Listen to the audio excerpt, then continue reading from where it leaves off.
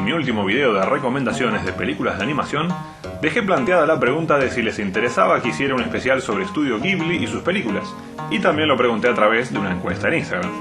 El resultado no me sorprendió para nada, ya que la gran mayoría de los que votaron lo hicieron por el sí. Y la verdad que digo que no me sorprende porque Estudio Ghibli es una de las productoras cinematográficas de animación más importantes e influyentes del mundo, y que tiene seguidores en todas partes. No creo que exagere también al decir que es una de las más queridas y en algunos casos tal vez más que Disney.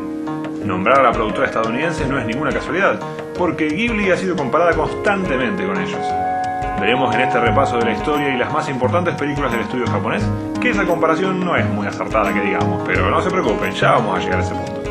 Lo que nos importa ahora es ver de dónde salió este estudio y, como no, compartir un poco del fabuloso catálogo de películas que dispone, más aún ahora que algunas de ellas están empezando a aparecer en Netflix y otras pueden encontrarse en YouTube. Por eso, en una nueva edición de Ópera Salvaje, les presentamos un repaso por las películas más famosas y la historia del mítico Estudio Ghibli.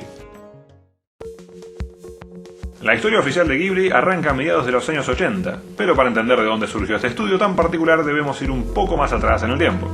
Anterior a la fama y gloria de Ghibli existía otro estudio de animación japonés llamado Toei Animation. De este estudio son varias de las series de anime más recordadas por todos, como Sailor Moon, Dr. Slump, Caballeros del Zodíaco o Dragon Ball. También realizaban algunos largometrajes, pero se centraban más en la televisión, y por eso produjeron tantas series que pasarían a la historia. También en esta época, Toei Animation presentó la serie Heidi, también muy conocida, e incluso una curiosidad total, una versión animada de Anne with an E, serie de Netflix que nombré en otro de mis videos.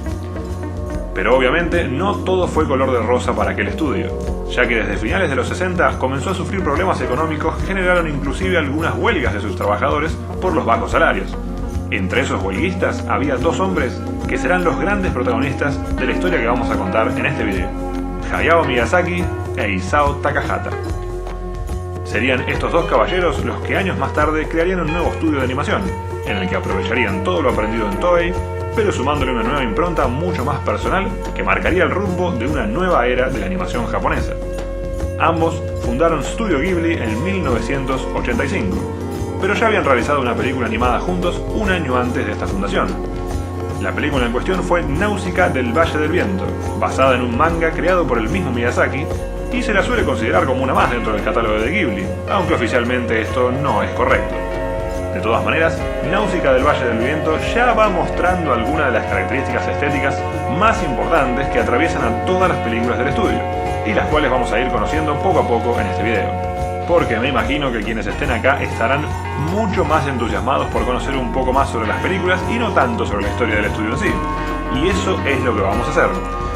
No voy a hablar de las películas de Ghibli en forma cronológica, ni tampoco vamos a revisarlas todas, sino que vamos a analizar los aspectos más importantes y destacables de la estética de estos films, que convirtieron a Ghibli en un estudio con fama y reconocimiento internacional. La técnica. Uno de los puntos principales a la hora de analizar las películas de Ghibli salta a la vista desde el momento que ponemos play. Todos esos paisajes increíbles y los personajes que viven en ellos están diseñados con un cuidado estético muy marcado.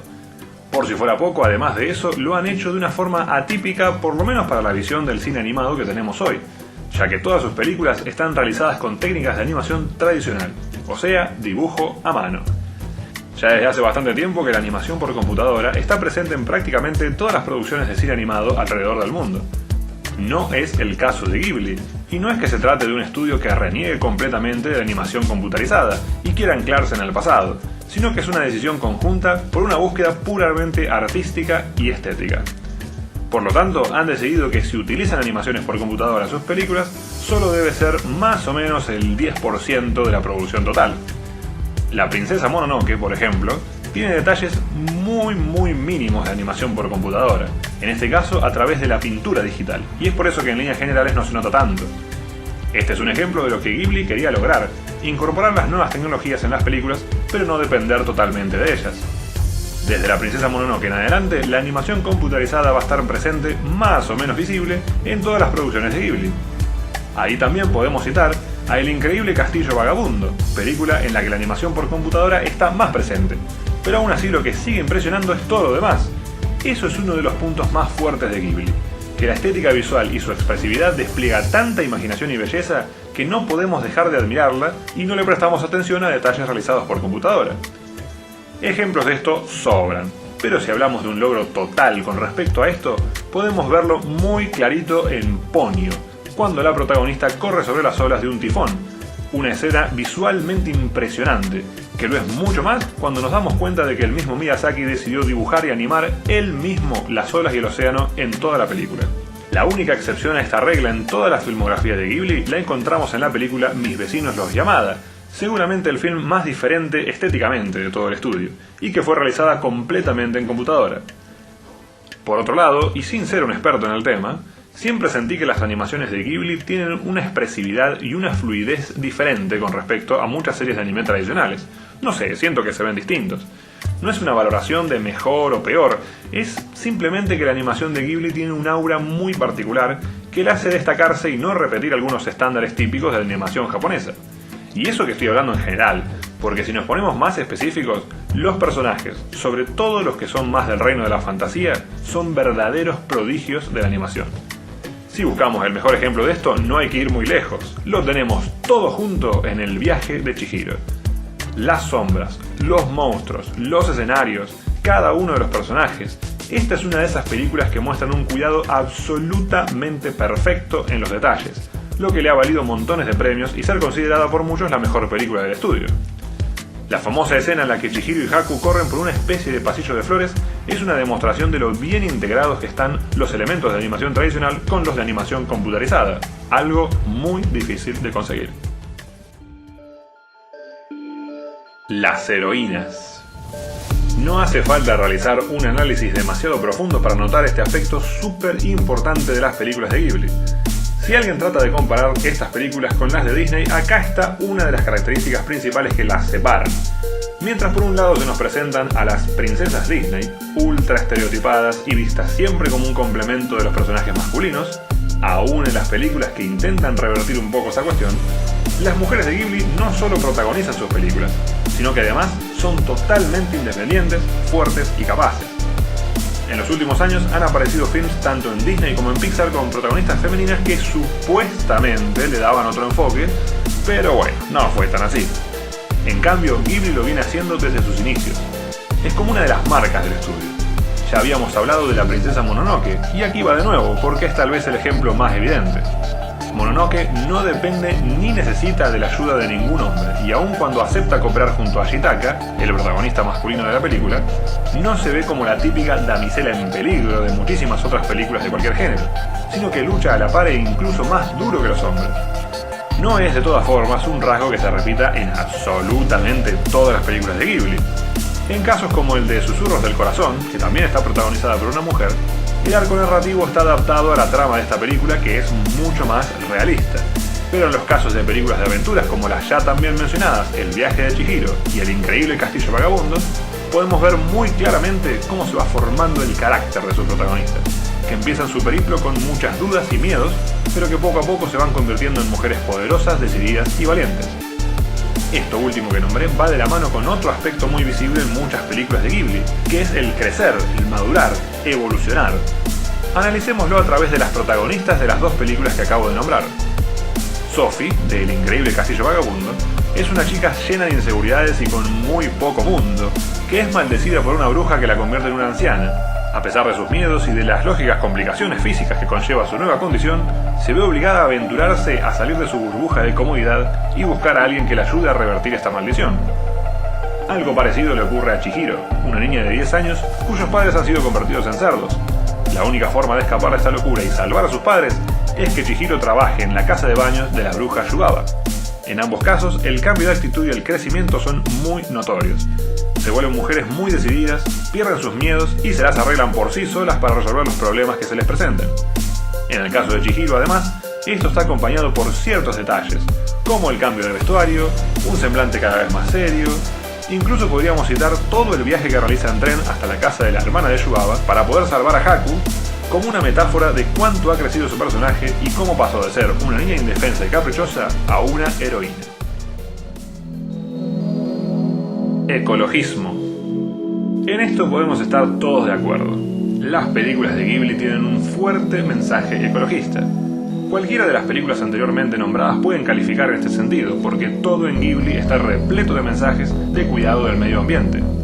Muchos han disfrutado y amado enormemente estos films sin detenerse a pensar en estos mensajes, algunos más o menos evidentes que otros, y probablemente les tengan un nuevo respeto cuando las vuelvan a mirar prestando atención a este detalle. Si no me creen, podrían empezar por una de las películas más amadas y tiernas del catálogo del estudio, Mi vecino Totoro. Sí, Mi vecino Totoro no es solo la historia de cómo dos niñas y su padre entablan una mágica relación con la bola de pelos más abrazable del mundo, mientras nos taladran la cabeza con una de las canciones más pegajosas jamás creadas.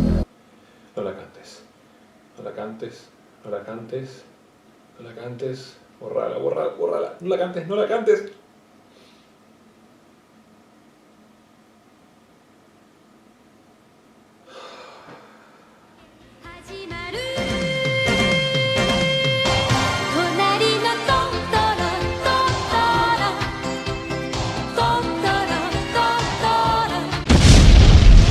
Sino que también tiene un muy velado mensaje de cuidado del medio ambiente mezclado con las creencias animistas del sintoísmo japonés.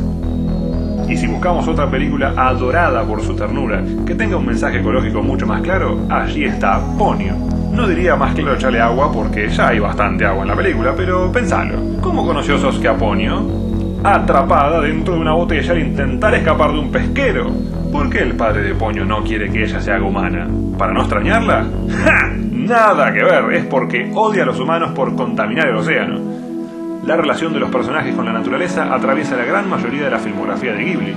En su representación, todos los elementos naturales aparecen con colores muy vivos y en un estado de paz absoluto, solo alterado ante la acción de la avaricia humana. ¿A que todavía no se te despegó la canción de Totoro?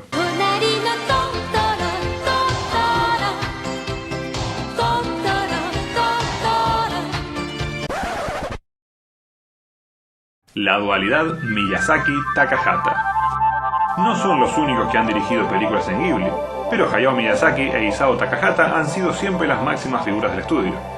Y aunque fueron los fundadores del mismo, han tenido una competencia amistosa que se puede ver al analizar el enfoque y la impronta de las películas de cada uno. Las películas de Miyazaki, generalmente las más conocidas, son una fiesta de colores y magia. Su director es un hombre muy espiritual y eso se refleja en sus films. Muchos de sus personajes fantásticos, incluso algunas de las historias de las películas, están inspirados en leyendas del folclore japonés, y la presencia de elementos sintoístas está muy presente. Es de su parte también que Ghibli tenga un gran mensaje ecologista. A su vez, la gran cantidad de máquinas increíbles que aparecen en sus películas nacen del amor de Miyazaki por la aviación, patente en la película Porco Rosso. El padre de Miyazaki dirigía una compañía que construía aviones, por lo que el cineasta conocía desde siempre hasta el más mínimo detalle de toda la tecnología que conlleva semejante maquinaria. Por otra parte, Isao Takahata se decantó por películas que retrataran un mundo más realista, lo que hizo que sus films fueran catalogados como costumbristas y dramáticos. Incluso Pompoko, que tiene un estilo visual mucho más cercano a las películas de Miyazaki, mezcla la comedia con el drama. Las películas de Takahata son animación dirigida a los adultos, y no es que por eso las de Miyazaki sean para niños. Ambos cineastas siempre quisieron que sus films puedan ser disfrutados por personas de todas las edades, pero lo cierto es que algunas de las de Takahata cuentan historias de un mundo absolutamente cotidiano y en algunos casos particulares muy duro. Si no me creen, basta nomás con ver su primer largometraje en Ghibli, que además es, para mí, una de las más hermosas películas de todos los tiempos, La tumba de las luciérnagas. Imagínense cómo será de bella esta película que el mismo Roger Ebert, uno de los críticos de cine más famosos de todos los tiempos y que era bastante exigente a la hora de evaluar películas, declaró enfáticamente lo mucho que le había gustado y conmovido La tumba de las luciérnagas. En este film podemos ver la máxima expresión del estilo de Takahata, marcado por los recuerdos de la Segunda Guerra Mundial y un mundo lleno de desesperación, miedo y luchas por sobrevivir, a través de una historia durísima que ha hecho llorar como pocas a una innumerable cantidad de gente desde su estreno en 1988. Como ven, los dos principales directores y creadores del estudio Ghibli presentaban universos completamente diferentes entre sí en sus películas, y sin embargo aún mantenían ciertos aspectos en común, sobre todo el apego y respeto por las tradiciones milenarias de Japón, el ecologismo y el antibelicismo. En ese sentido, la anteriormente nombrada Pompoko es la película de Takahata que utiliza todas estas características. ya que se trata de una sociedad de tanukis que se une para enfrentar a los humanos, quienes plantean una gran deforestación para dar lugar a la urbanización. Gee, is this that naive and dangerous of all animals known as... man? Studio Ghibli es una máquina de películas maravillosas que se han ganado un enorme lugar en el corazón de millones de personas. ¿Es el Disney japonés? Muchos opinan que sí, pero yo creo que la comparación no se sostiene mucho. Las ideologías, los enfoques y las estéticas son bastante diferentes, pero tienen un curioso punto en común, o por lo menos así lo veo yo. Si están de acuerdo, díganmelo en los comentarios. Las mejores películas de ambos estudios son las que se realizaron con animación tradicional. Piénsenlo. Estoy bastante seguro que muchos de ustedes, al ponerse a repasar cuáles pueden ser consideradas algunas de las mejores películas de Disney, elegirían en mayor parte a películas que son de épocas previas a la animación computarizada. Y eso no creo que sea una casualidad. Estas películas clásicas de Disney tienen una personalidad, un encanto y un carisma que las más modernas no han sabido recrear, aún las mejores y más logradas de todas. Y con eso sí podemos hacer un paralelismo con Ghibli, que ha mantenido firme su intención de continuar haciendo películas animadas de forma tradicional con pequeños toques de computarización, y aún así tanto el público como la crítica las han elogiado y amado. Tal vez sea que la animación tradicional tenga más vida en nuestras mentes, aun cuando las cada vez más perfeccionadas técnicas de animación por computadora puedan crear imágenes más y más parecidas al mundo real. ¿No será justamente por eso que preferimos la animación tradicional? ¿Será que nos conmueve más el ensueño que provocan estas películas llenas de color e imaginación? Un buen debate, ¿no? Precisamente es esto lo que yo creo que ocurre con las películas de Ghibli, y por eso hay tantos fans del estudio que siempre están pendientes de las noticias y los proyectos que pueda haber, porque saben que lo van a amar tanto como a todas sus otras producciones anteriores. Aún así, también tuvieron su momento duro. Isao Takahata falleció en 2018, y unos años antes se había anunciado que el estudio no realizaría más largometrajes, pero finalmente esto no fue así, y los fans de Ghibli pudieron respirar tranquilos. De hecho, Miyazaki volvió de su retiro y prepara una nueva película llamada ¿Cómo vives?, que aún está por anunciar su fecha de estreno, pero sería entre este año o el que viene, y probablemente esta vez sí sea la última del ya mítico director. ¿Qué será de Ghibli después de eso? Es un misterio, pero lo más probable es que siga adelante y continúe maravillándonos con sus fantásticas historias, sus hermosos personajes y por supuesto la canción de Totoro que no me la puedo sacar de la cabeza.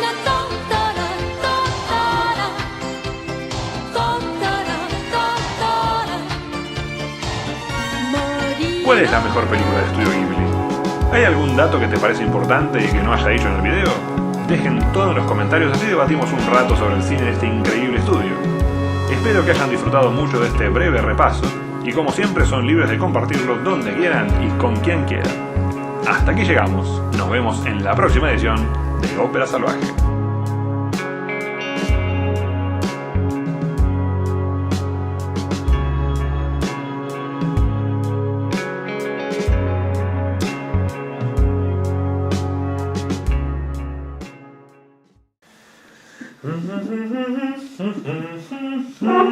¡Ay, la puta madre!